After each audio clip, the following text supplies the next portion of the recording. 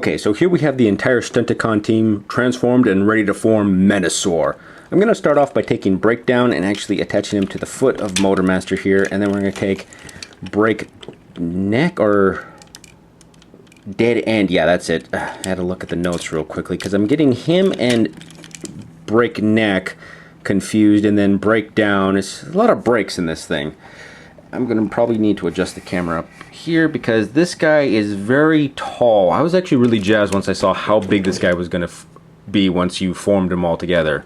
I'm going to then take Dragstrip right here. So many names, I'm getting confused. And have him form the arm. And then I'm going to take, well, before I actually take Off-Road and put him as the arm right here, I keep talking about how I have a preferred method or preferred form of these guys. And that's because I'm going to take Breakneck. Yes, I had to look at the notes again. I'm always getting confused with these guys. I'm actually going to put him at the arm first. Now, Menasor has a few problems when you get him into his combiner mode. And I'm pretty sure that Breakneck will show you the problems that happens with Dead End and Breakdown here. I'm always having to look at those notes. The first problem is, and this goes with both of these two guys down here, is that when you move his arm up like this...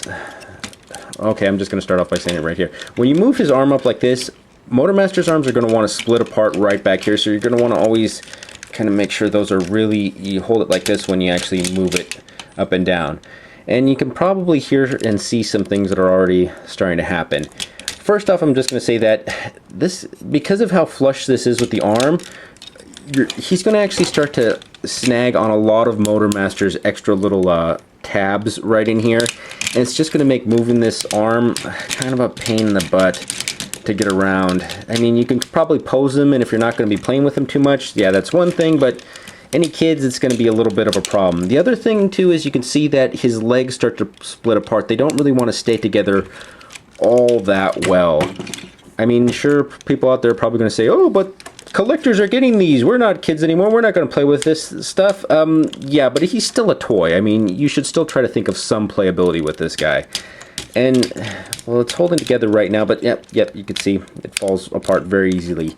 And that, sadly, these two guys are really guilty of that feature, and because of that, I can only recommend having this guy with Breakdown and Dead End or Breakneck. I'm always getting confused. Anyways, I can only recommend having these guys as the feet for Menasor. Off-Road here, he doesn't suffer from those problems. Yeah, his legs come apart a little bit easier, but they tend to stick together fairly well. And he's not that flush with the arm, so he's going to have just enough clearance to get some nice movement in there. Oh, sand fell off. So yeah, those are some of my only complaints as far as how to configure this guy. My other complaint, though, is because of how they actually made the pegs for Menasor right here, Blackjack doesn't really want to fit on all that well. Or I should say, he fits on fine, but any slight movement, or if you tip him over too far, yeah, he's going to fall off. It's because they made these pegs just a little bit too thick as they go back, and so it kind of starts to want to wedge it and push it off. I could actually trim this down with a little bit of an X-Acto blade. However, I'm always afraid or just always gun shy of actually carving up my toys. I could actually also maybe attach a magnet or get a little rubber band to hold it on there, but then you're going to see that rubber band, and if I forget about it for too long, it's going to corrode and then probably mess up the figure. I might actually just have Blackjack transformed and down on the floor right next to him. Now, the other cool thing is you take Menasor or Motormaster's gun and his little dagger, and you can form an even bigger sword that fits in his hands very well. I always like the fact that they're starting to introduce or reintroduce more bludgeon or hand-to-hand weapons with the Transformers. It's just not always lasers and guns.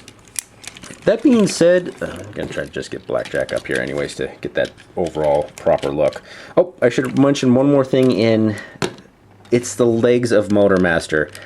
I'm not really a big fan. You can kind of see how he has to have his legs kind of at this kind of horse riding stance.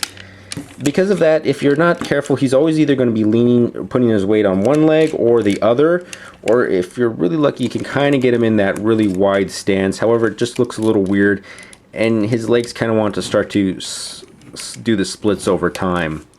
You can actually take these little panels off and just have them a little bit more... be like that, just a little bit more. so it's just straight out and he stands just a little bit proper. You lose a little bit of height, but not too much. I just wish they would have actually thought about that when making that guy. I'm just never a big fan of having to have the legs at a certain angle just to get it to have it be just right. Those nitpicks aside, it doesn't really take away from the toy, and he still is very impressive to actually have up on your shelf, especially when you have him next to some of the other combiners.